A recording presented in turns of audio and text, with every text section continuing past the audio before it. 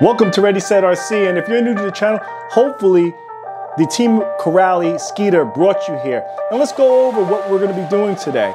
This is our final thoughts video, and at this point we've done quite a few videos on this truck. I've done videos where we have extended the width of this truck. We've revamped the ESC and the motor that's running in this truck. I swapped out the 17mm nuts on here to serrated nuts. You guys can see here, I've swapped out the wheels and tires on this truck. Also swapped out the body on this truck. You're noticing that there's not a bumper here anymore. Lost that on the first run. But we'll talk everything about this truck and how we do our final thoughts videos. I just wanted to say to you new viewers, welcome, and this is the format that we do our final thoughts review.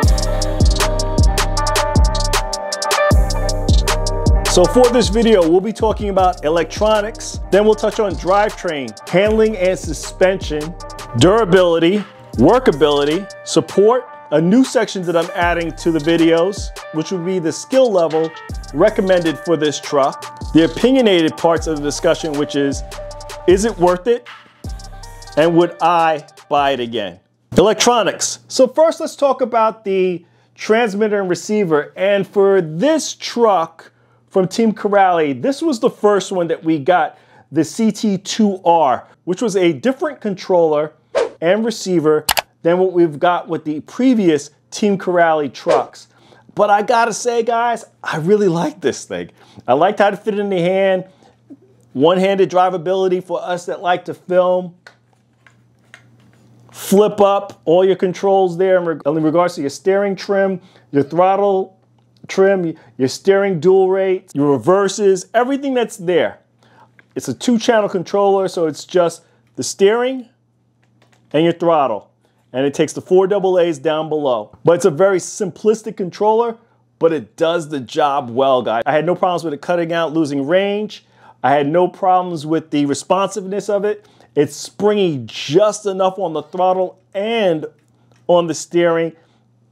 Excellent RTR controller. As we speak about the ESC and the motor on here, for this truck, it's a little different. So you guys who have not been watching the playlist or the series of this truck, I never ran the 4S setup on this truck. At the time when I bought mine, it was a little bit after everyone else had been buying this truck up. So I went ahead and pulled out the entire 4S system in regards to the ESC and motor, and I went ahead and put the 6S system in this truck. And what I'm running is the 6S system from the Team Corally vehicles. I originally took this ESC and servo out of my Kronos and stuck it into this little puppy. Tons of power, guys. I've run this thing on 4S. I've run this thing on 6S. 6S is a complete nutball. And if you guys haven't seen that video, please do check it out. It is so uncontrollable, but fun at the same time. 4S is probably going to be the better place for it. I did see a video by Jason Perrin where he ran this thing on 5S, and it looked good, guys. 5S looked like a really good spot for it as well. But I tried this on 4S, I tried this on 6S. If you're gonna run this on 6S, you're gonna have to tear open the diffs, tune them out, thicken up the fluid on them so it can run 6S properly. But I say, why do all of that? I think if you run this thing on 4S or even 5S like Jason did, you're probably gonna get a pretty good truck going forward. As for the servo, I thought this thing was adequate for this truck. It moved these tires around, it moved the original tires and wheels around, and I didn't see there was a problem with this. I mean, they're very lightweight wheels and tires, and I had no problems with them. I actually like the servo in this truck. It's a metal geared servo, and I thought it was ample enough power and speed for this vehicle. Drivetrain. The drivetrain in regards to the front drive shafts, the center drive shafts, and the rear drive shafts, along with the diffs, we had no issues with them whatsoever. The only thing I will say is if you plan on running this on 6S, tear open those diffs, thicken up that fluid, because it is a lot of power and you're gonna wanna thicken up your fluid in your diffs on this truck. I do not have a recommendation in regards to what the thickness should be because I haven't touched my diffs as of yet. I just threw the 6S system in there, threw 6S on the truck, and wanted to see how it performed in its stock form. Complete nutball. If I do plan on keep running this on 6S, I will go ahead and tune the diffs out. But for me right now, 4S seems more than plenty. Handling and suspension. One of the best out of the box suspension tunes on a basher that I have seen as of late. This truck is tuned properly when it comes out to the shocks. I did not have to do anything in regards to the suspension because of the weight of this vehicle. It's planted when it lands. I did not have an issue with it. And some of it too could be that I widened the stance of this truck. What I did was I took the HD 6S knuckles and widened them out. Also, what I did was I took the out drives on the truck from a 6S as well and made that on the truck. I do have a video doing all of this work, so if you want to know more about that, please do reference that video. All those videos will be listed in the description of this video. The widening of this truck most likely helped out in regards to some of the stability within the landings of this truck. Yes, it takes away from the turning ratio of this truck, but I think for a basher, you get so much more from the stability of widening it in regards to those landings. So handling on this truck is insane. I will say if you try to run this with the stock tires on 4S, you don't get that rotating mass on the truck, which if you're trying to do backflips, you're trying to get a little bit better air control, you're going to want to go to something like the Badlands or maybe even the LP backflips. I did not try those, but maybe that's another option that you can try as well. But the Badlands held up well, gave me that rotating mass to be able to do backflips.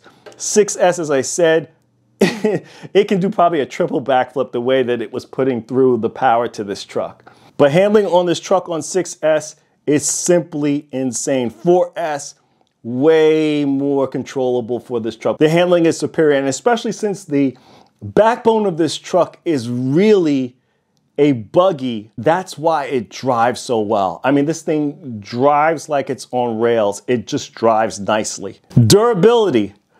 This truck held up so well. I mean, I landed, especially on that 6S run, so many times on this wheelie bar. It's insane that this thing didn't just break off. Just took a beating one after the other, after the other, after the other. The body is not the stock body, but we guys know the Armor Big Rock bodies, and they're pretty tough. I had no problems with it whatsoever. Links, the arms, the shocks, nothing broke, guys. I didn't bend the chassis. The only thing that I broke on this truck was that faux front bumper. This is the true front bumper.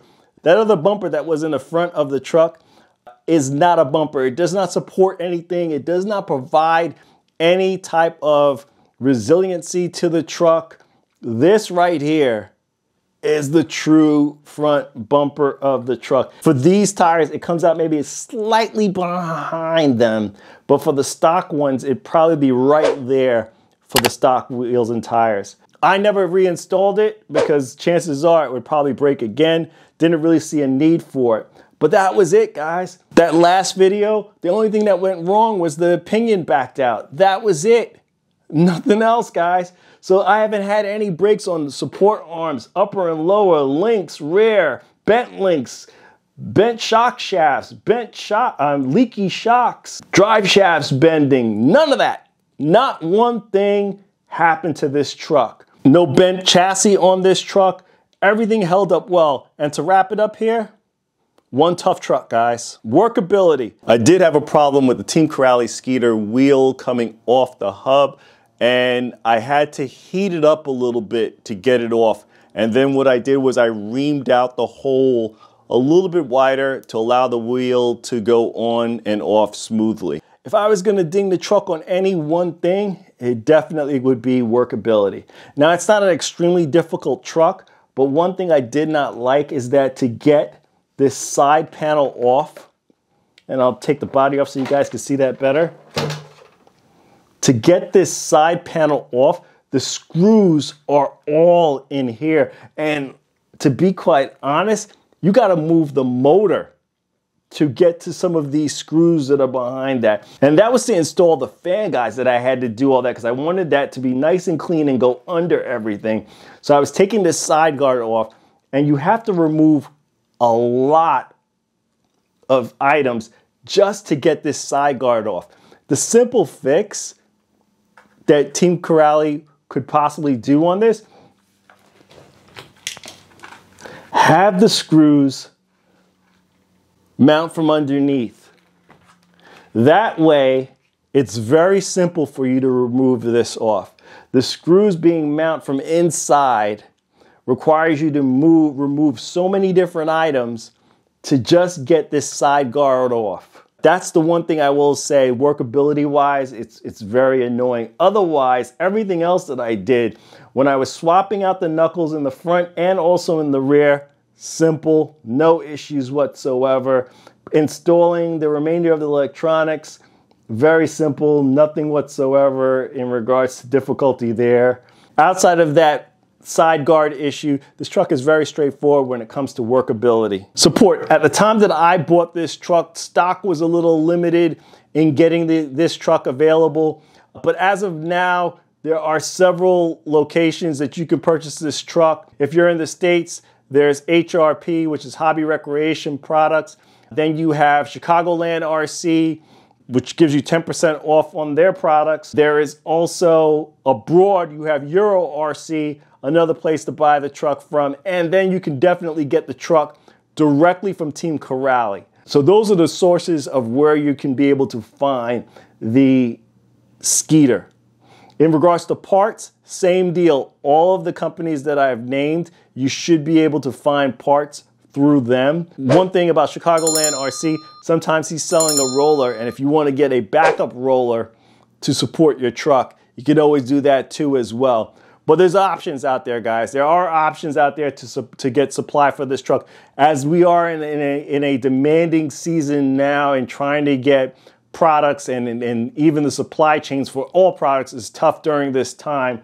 I gotta say that this is one of those things that when there's options, take them. And those are the options that I have that I can provide to you to be able to get parts. And then reaching out to Team Corally for any issues that you do have, speaking to them directly. They do have a very friendly system, very easy to get a hold of them via email, at least in the US. That's how I've corresponded with them mostly. And it's very simple to get a hold of them and ask them questions in regards to your truck. Skill level. So what skill level would I put this? I have a 5-star system, guys. And 1 star being the utmost noob to RC and 5 being the ultimate expert on it. And you're out there giving people tips and tricks about RC. This, I would say, probably falls in somewhere in the ballpark of a 3-star, guys. And why do I say that? This is one of the trucks that are out there. Does not come with any tools. That's not a negative on it, but it's just to tell you, if you're a noob and you require tools to go with your truck, you're not gonna get that with this one. The other thing is that performance on this truck and how it handles and the power in it, I wouldn't give this to a noob. I wouldn't give this to someone who's, I would consider a 2-star, someone who this is like your first brushless truck. I wouldn't give it to you either. Maybe if that's the case, if you keep it on 4S and run a 2S pack on it, but why do that to such an animal? Unleash this beast. And I gotta say, 3 stars, the guy that already owns a brushless looking for a little bit more, possibly a truck that they can, grow with and build it up to 6S. Yeah, this is it right here, guys. This is the truck. I recently did a review on another truck, and it is 6S capable. I won't name that truck in this video. You guys know what truck I'm talking about if you've been following my videos. Much, much better of a truck than that. This one, I would say, is probably one of the best 4S, 6S bashers out there. So if you're looking for a truck that you can grow with, start off at 4S and then grow into it as a 6S. You're not looking for something that's too big, falls a little bit in that smaller 8 scale line, kind of into that, larger 10 scale line. This is it, guys. This is the truck. This thing is a complete animal. And that will lead me into, is it worth it? all day, every day. Currently, right now, the Sketer at Hobby Recreation Parts is selling for $489. Remember I told you Chicagoland RC, you can get this with 10% off? And then once in a while, you'll see these crazy deals from Team Corally on their trucks. But $489.99 for this truck. So let's say $490 for this truck. The truck I just reviewed, and I won't name the truck now, but it's $509, really $510 for the truck. And it's not even half the truck as this truck. This is what you want, guys. This is what you want. $490, perfectly priced, a tank. This truck is so over-engineered. You got spring steel all over the place. Tower-to-tower bracing on this truck. You have a metal chassis, shock covers, anodized screw-down shocks, sway bars front and rear, a heavy-duty wheelie bar, metal gear servo. I mean, this truck comes loaded, and that's even if you didn't do what I did and you kept it 4S, you still get all of that with this truck. Now, of course, as I said, I went to 6S on this truck. I installed a 6S system that I had laying around, a Team Corally 6S system laying around. And this truck held up to it, held up to what I did with this truck. Typically, you wouldn't see all of this in a truck at $490. You see this in trucks that are pricing $600, $700, trucks that are 8 scale, but not at a truck at this price point at this size, guys. So I got to say they packed a lot of durability, and for the price point, you can't beat this. And if you do the minor modifications that I did, you got an OMG truck. This is the truck you want, guys. And I would say, you know, is it worth it at $490? Yeah, no question about it. This truck is worth it at $490. And would I buy this truck again? I would buy the Sketer again, guys. The Sketer is going nowhere for me. I love this truck. I love how this truck performs. When I'm looking for that, as I said, that larger 10th scale basher, kind of that smaller 8 scale basher, somewhere that you can take this and run it anywhere. You're not looking for a big truck. And you know, no disrespect to myself, but I'm getting older. I don't want to be lugging around some of these big heavy vehicles. This is perfect. Throw it in the back, throw a 4S pack in it. If I want to go crazy, throw a 6S pack in it and have some fun at the park with this truck. But this truck is definitely a keeper. It's definitely worth buying. If you guys have the chance to have a friend or know somebody that owns a Team Corally Sketer, go ask him to run it. It's a great truck, and then hopefully by that point, it gets you to buy it. But we're gonna leave it here. Please like, comment, and subscribe. Check us out on Instagram for our latest post to the channel. This is Ready Set RC, signing out. Thanks again, guys.